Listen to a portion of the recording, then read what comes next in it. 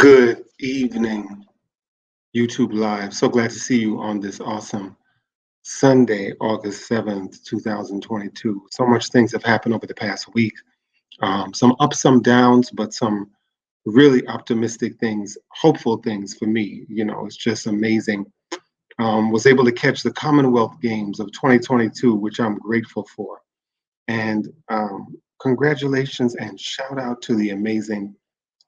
Let me see. Yes, Shaun Williams, who ran an awesome time of 49.9 to win the women's 400 meter in the Commonwealth Games in Birmingham. She had picked up the bronze in Oregon 2022 at the World Championships in Oregon. And each race, she just seems to be getting better and better. If you're watching this now, don't hesitate to share, like, comment. Welcome. Comments are welcome on this 12th YouTube live of mine now. So shout out to Shaun Williams. It was awesome to see her. She is coached by, I believe, Stephen Francis of Jamaica of the MVP Track Club, and I'm so glad to see her developing each race. She's getting better. She got a bronze in Oregon. Now she has a gold, and she hails from the amazing island of Barbados, who produced an amazing writer that I've talked about on a previous live, Paul Marshall. Her parents were from Barbados. Amazing culture, amazing claim to be the closest island to Africa, easternmost of the Caribbean archipelago. Congratulations, Sade. You run the 400 perfectly. You ran that turn awesome, and just like you sped up, you picked it up at the beginning of the turn, which was like 200 meters to go in the halfway part of the race, and it was history. Sade wrote since then. You ran an amazing race. Congratulations. What a finish in the men's 400 meter. Wow. I don't know if I could. Okay. No, I can't. Can I get this full screen? There we go. An amazing finish in the men's 400 meter um, final with the victory going to the amazing Zambian runner, only 19 years old, Muzala Samukanga. Muzala, congratulations.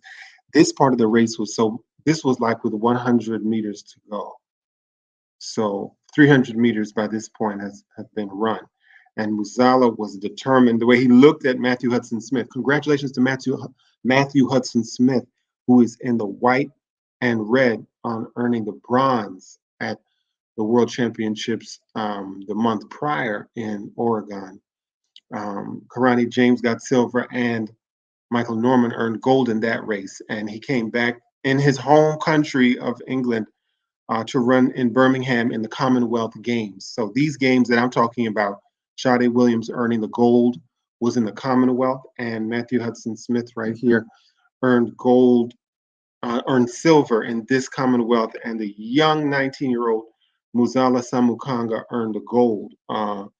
And he ran it in a very unconventional way. I don't think if they had another race soon, he would run or win in that way, which is why I look forward to seeing Stephen Gardner, the Olympic gold medalist, who ran a sub 44 time, come right back. Matthew Hudson Smith, you ran an amazing race. Wow. I was anticipating that you would win it, but if not this time, the absolute next time, it's going to be your victory to win. Congratulations to both runners on an amazing final in the men's 400 meter. This past Friday, or today is Sunday. Yesterday, we learned of the passing of the amazing professor James Turner. James Turner was professor of Africana Studies, one of the founding members of Africana Studies at Cornell University.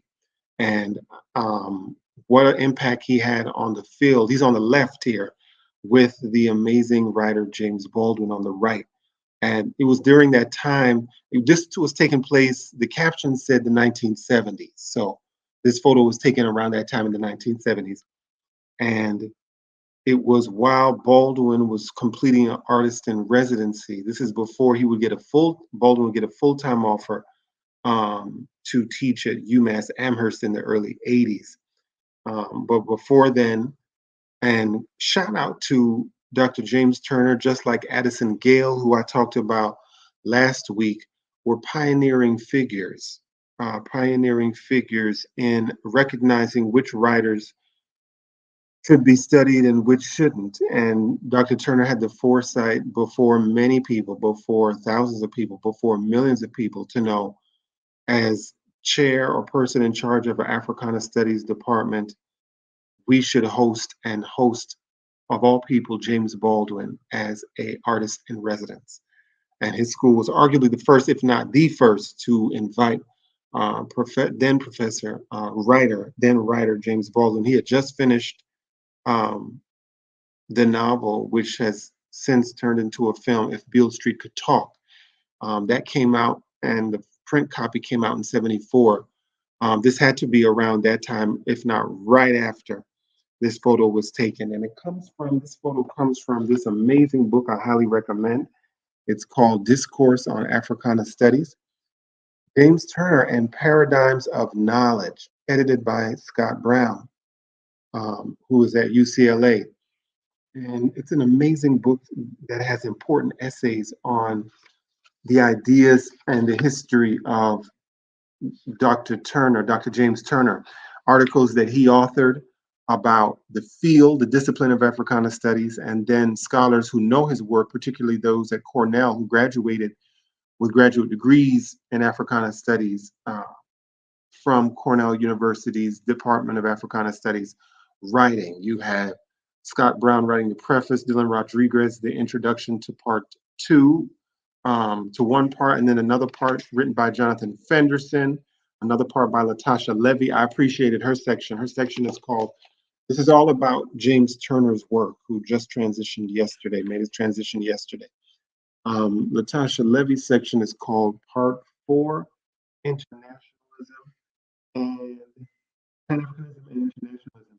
She does an excellent job of talking about Professor Turner's thoughts on Pan-Africanism and how among Black studies today, it's discouraged. More emphasis is placed on diaspora studies, the scattering of Black people rather than the unity of Black people, which James Turner was more in line with, promoted more Pan-African identity than a diasporic identity.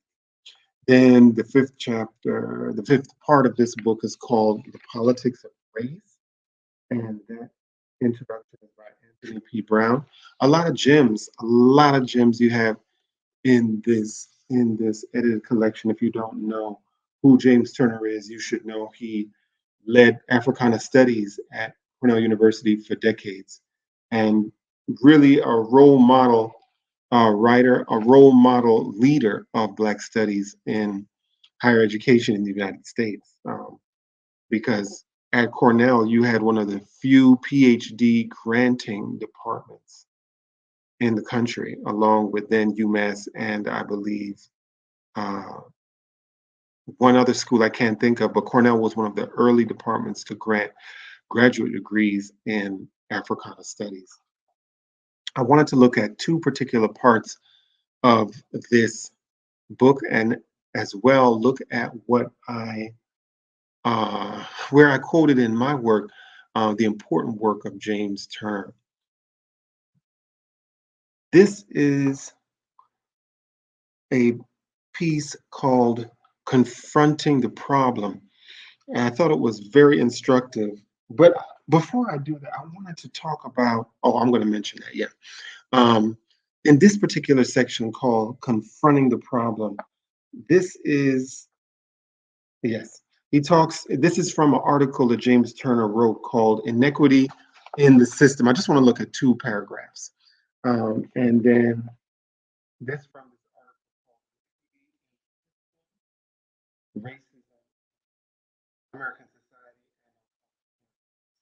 And one part of this article is very striking. The part I have here, Turner writes, most college administrators shy away from controversy and want to avoid tension at all costs. Their response to racial problems is most likely defensive, a short-term public relations campaign aimed at controlling damage to the image of the institution. Individual incidents are isolated from the broader racist milieu and characterized as aberrant, like a glitch on the radar, not normal. Occasional suspension of an offending student is considered a resolution to systemic racist problems. Superficial measures, such as inviting prominent African American intellectuals to lecture for a day or campus dialogues on racism, sponsored by the Dean of Students' office, are proposed as therapy against racism. At a few colleges, James Turner writes, have proposed that students take one or two courses in non-Western cultures. And I taught courses like that, Introduction to Black Studies at Temple University. Such a step, taking courses in non-Western cultures is necessary but not sufficient, James Turner writes, in combating racism, in combating racism. Um, Let me get my sentence right. Such a step is necessary but not sufficient to deconstruct the patterns of white supremacy in the curriculum, James Turner writes, and institution as a whole, finishing his thought. He later says colleges and universities most likely to be successful in combating racism are those that, one, this is the part that really struck me, have well-established African American studies departments. Two, actively hire Black faculty. I agree more with one than with two, uh, because Black faculty in some cases are more brutal. I'm just thinking about Clarence Thomas on the Supreme Court. He's a Black judge. Does that mean that there is a advance in the field of jurisprudence, or is it remaining conservative? Thomas shows that the Supreme Court is more conservative with his Black presence. So I don't know about Black faculty because they're Black. Um, he's saying three, appoint Black administrators to decision-making positions with real power. Same thing, that falls under the same category as, just because a faculty member is Black does not mean, in my personal experience, some of them were more hostile to me than the white faculty. So I don't know about that. I mean, yes, I earned my degree in Black studies, but you have some um, faculty and administrators who do not support the agenda that Turner was talking about in terms of promoting Black studies. They're very anti-Black studies, certain faculty and administration. Turner writes, four, you can also empower Black students by asserting the value of that. I agree with 100%. Empower Black students by asserting the value of diversity to quality education and the principle of equal participation of all students in every aspect of campus affairs. No doubt, no doubt. This was one of the gems of this book. The other gem came from Latasha Levy's introduction. Her section is called James Turner. Make sure I get the section title right. James Turner and the practice of Pan-Africanism. One specific point, not holding you long, that I wanted to bring up is what she says. Let me get this page number right. It's page 197. An engagement with Turner's work, Latasha Levy writes, raises pertinent questions regarding the status of Pan-Africanism within Black studies. Undeniably, the turn toward diaspora studies and Black transnationalism in recent years emerged alongside a rejection of Pan-Africanism among some Black studies scholars, the faculty I was talking about in the section before. Because I can't dismiss Pan-Africanism, and it all depends on who is originating the model, and you have to be careful about certain Pan-Africanists. They are CIA fronts. They're just doing what the wealthy interests want to be done, which is to destroy Pan-Africanism, the wealthy Western interests. In light of Turner's writings, so what Levy writes here is that in light of Turner's writings, we should continue to ask what exactly fuels the dismissal of Pan-Africanism. Because Turner says that Pan-Africanism is fueled in Black studies. You have different streams, one stream that supports Pan-Africanism, another that does not. And Turner is for the side that does support it. And Levy is saying that Turner's work really gets us to ask what causes us not to support Pan-Africanism in Black studies. The nature of this is something that was explored by Tony Martin and by William Leo Hansberry.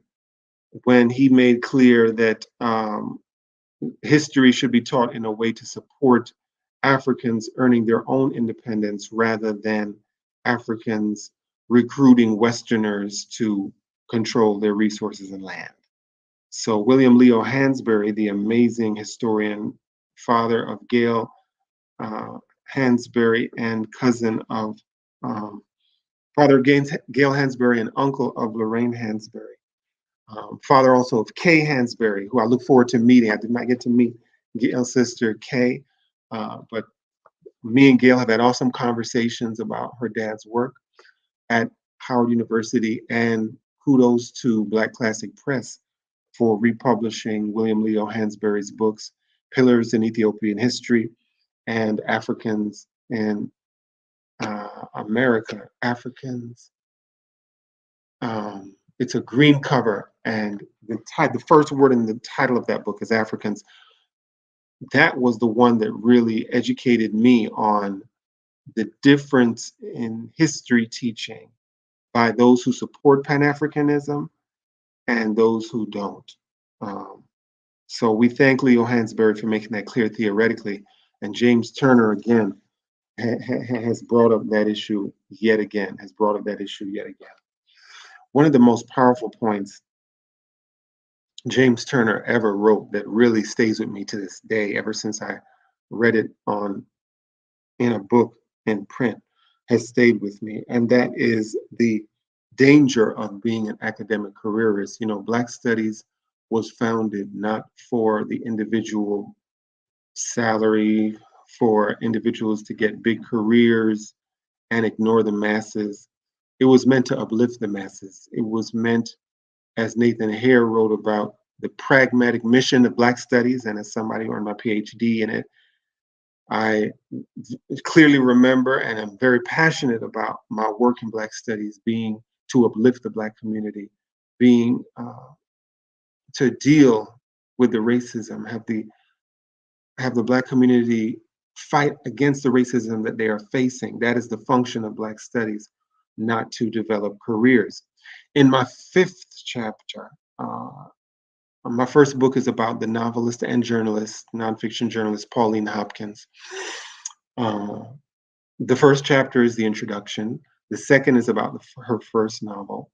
My third chapter is about her second novel. My fourth chapter is about her third novel. My fifth chapter is about her fourth novel that was serialized in her newspaper. And that novel is called Of One Blood. And it's a fascinating story about this medical student who can pass for white, who goes on this expedition in Africa, and he time travels back to ancient Meroe, the classical African civilization of Meroe.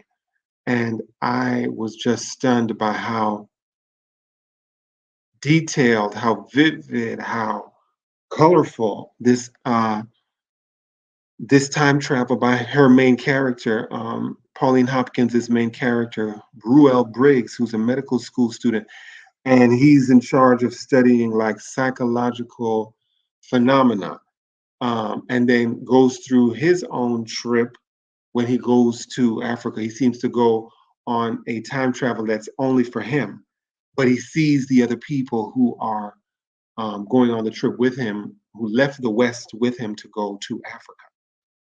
And one of the characters that goes with him from Massachusetts, where he's going to medical school, to Africa, is this character named Professor Stone. What I write in this chapter, let me see if I can enlarge it. There we go. In Ruel's exchanges with Professor Stone on the expedition, Hopkins shows the difference between academic careerists and academic pioneers.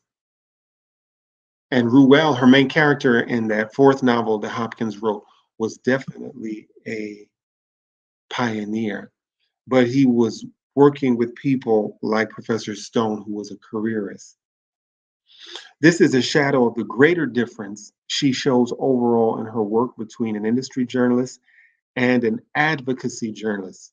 Because earlier in the book, I talk about how um, industry journalists, just do whatever will advance themselves in their personal career, whereas advocacy are really advocates for the least fortunate. for those oppressed most by race and by class. Academic careerists who promote the same ideas by industry journalists contribute to what James Turner has called the declining commitment. This is the most powerful point for me James Turner ever put in print that has always stayed with me since I first read it. Turner writes, the declining commitment to Black studies by African Americans in the late 70s and early 80s as individual careerist initiatives flourished. So this explains why, for Turner, there was a declining commitment, because people were about their career. They just used Black studies as a stepping stool or a stepping stone to get to the next place, to get to the higher salary, to get to the, and that always struck me that it was used like that rather than fulfilling what Nathan Hare called the pragmatic mission of Black studies, which is to aid the community, not to aid one's individual self. This is also dealing with Kobe Cambon's theoretical work on the difference between what he calls the European worldview, which is all about the individual, all for self, and the African worldview, which is about some sense of responsibility to one's community. You're not famous to have it in your bank account only. You have it in your bank account to give to others that you know need it. So this part really got me. Academic careerists who promote the same ideas by industry journalists contribute to what James Turner has called a declining commitment to Black studies by African Americans in the late 70s and early 80s as individual careerist initiatives flourished. Professor Stone, the character in Hopkins' novel, who's telling Hopkins' main character, Ruel Briggs, let's go home rich. Let's just go home rich. Okay? That's what he's telling him. Stone is telling Ruel. Professor Stone is what Turner has described here as an individual careerist. Stone cares more about enriching his own wealth more than improving the discipline. And that is the discipline of, in the context of the novel, the medical field, because Ruel Briggs is becoming a doctor, but he specializes in psychiatry. And I wrote later that Ruel Briggs, Hopkins' main character in that fourth novel, is based on an actual neurologist named Solomon Carter Fuller. And his wife, Meta, was a personal friend of Hopkins, and she wrote about Hopkins wrote about Meta's sculptures.